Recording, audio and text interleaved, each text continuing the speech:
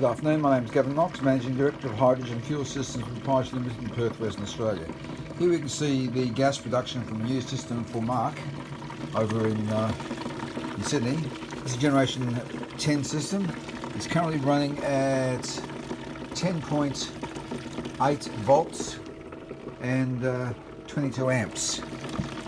That's going fantastic at the present time, as you can see. Gas production is awesome. And this isn't even powered up right now, it's only idling. You can see the system here is very, very effective. It's a very efficient system, very compact, being tied down with cable ties and bolt inserts and so. We've got a 3 litre water recycling container here. Fits into an extra large marine battery box. Very, very tight little unit. Now if I can increase the voltage, bring it up to 11 volts. Let's see what the current's going to bring it now. 11 volts and 25 amps.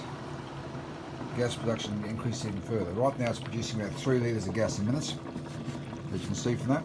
I can be contacted on 040 317 7183. My webpage is https://hydrogenfuelsystems.com.au. I can be contacted 24 hours a day, preferably during the day rather than night. Have a great day. I'll speak to you soon. By the way, my email address is glknox11@live.com. See ya.